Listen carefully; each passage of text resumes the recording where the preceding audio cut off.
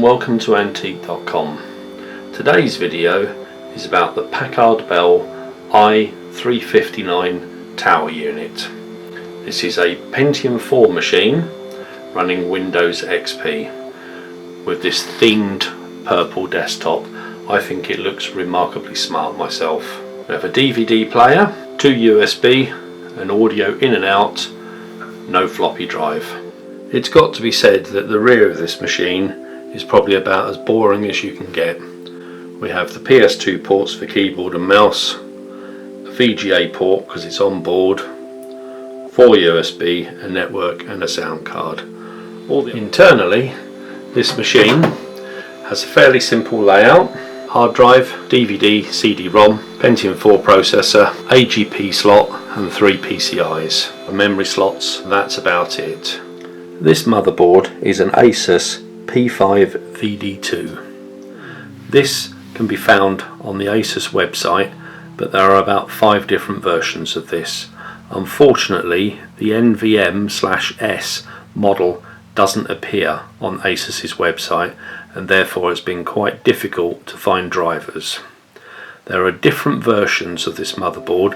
Some have extra memory slots, some don't have AGP, some have more ISA and an AGP, but the battery and power is in a different location. All of these motherboards have slightly different driver packages. So what I've had to do is I've had to experiment by generally using the first driver pack, then the second driver pack, then the third driver pack, until I could find appropriate drivers. So far I've managed to find the graphics card driver.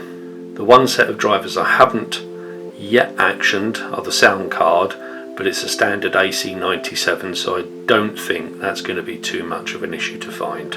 There was no point going to the Packard Bell website because they don't cover support for any of their older systems. In actual fact, there's nothing on their older systems, so it has been quite a search through websites like archive.org, which have got ISO images of some of the restore discs, but as Packard Bell made so many different models, it's actually been quite a chore to download an ISA to find that it doesn't suit this model, or try to go to the original equipment manufacturer and download drivers dependent on information that you see on some of the chips, such as the VIA chip here gives a clue as to the type of drivers.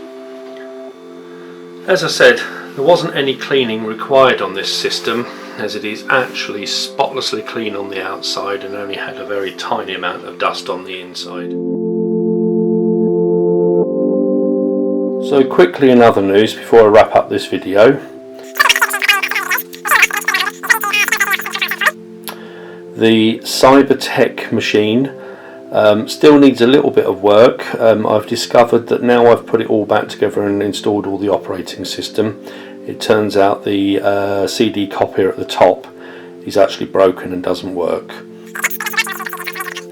And finally, at the end here is the Compaq, which I started a few weeks ago, but then started having big blue screens of death. I think I've traced this down now to actually being the processor itself. Is that these processors are dirt cheap. So I've bought myself another CPU. That should arrive in the post at some point. So the pile of machines in this room doesn't appear to have gone down from when I first brought the pile in.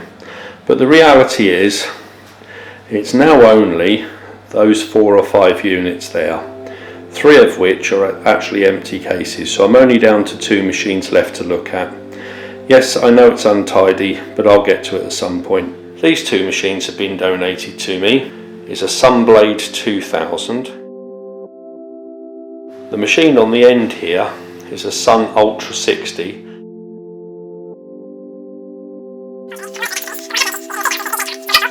They were donated to me, so if anybody's interested, let me know. So other items, so these are the Apple G4 tower units I've had. If anybody's interested in these, again, let me know. And this unit here is quite interesting. I'm going to be donating this to a friend of mine who wants to use it as a jukebox.